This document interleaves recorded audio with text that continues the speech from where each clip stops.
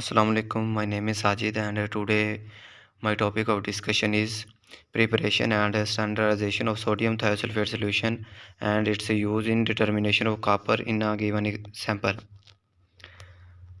First of all, we discuss sodium thiosulfate solution preparation.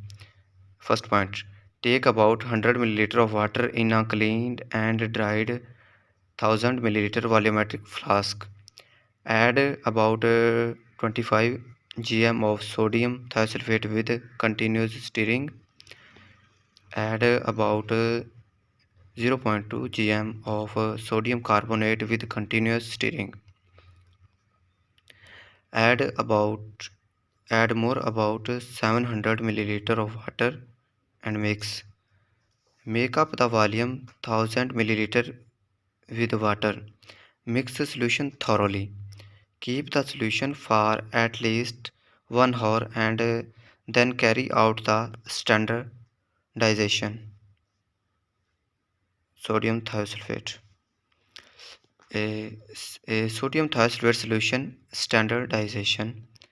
Accurately weight about 210 ml of primary standard potassium dichromate, previously pulverized and dry at 120 degrees centigrade for hours.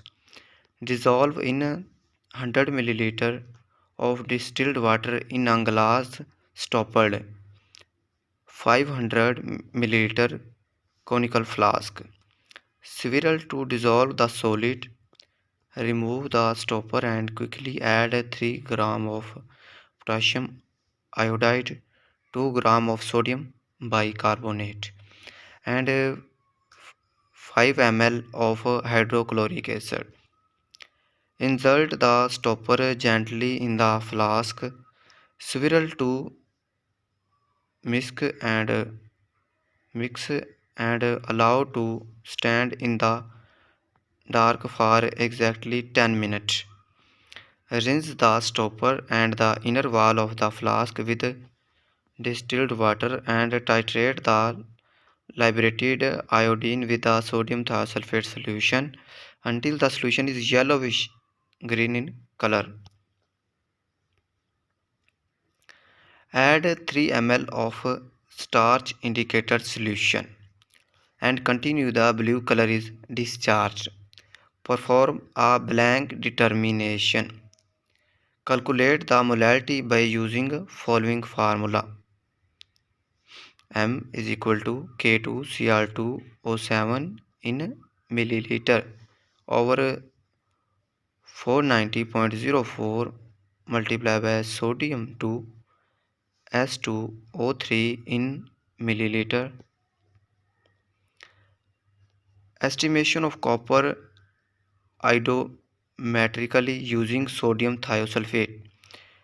It is stated that iodometric determination of copper is based on the oxidation of iodides to iodine by copper to ions which get reduced to Cu plus Cux.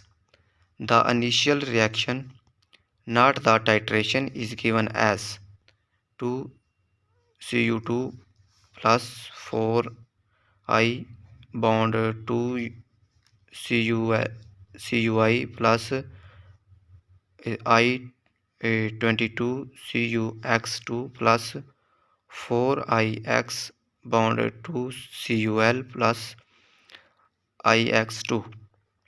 Then the titration reaction is 2s2O32 minus plus I2 arrow S4O6 2 minus plus 2I minus. Since sodium thiosulfate makes for an inexpensive, safe and effective reducing agent to react with I2 Ix2. Since starch turns to a dark blue in the presence of I2 Ix2, then back to white when the I2 Ix2 is depleted. Starch makes a good indicator for the endpoint of this reaction. The oxidation reaction of iodides to iodine by copper 2 ions is most effective under slightly acidic conditions with a pH of around 4 to 5. This is the reason for the addition of acetic acid and sodium carbonate when our procedure calls for the addition of a weak acid and a weak base. There is a pretty good chance that the purpose is to form a buffer solution at some desired pH. At least in this case, that is exactly the purpose. You will notice in the reference above that they use ammonia and acetic acid instead. Sodium carbonate is preferred in some situations for safety reasons. And my topic is finished.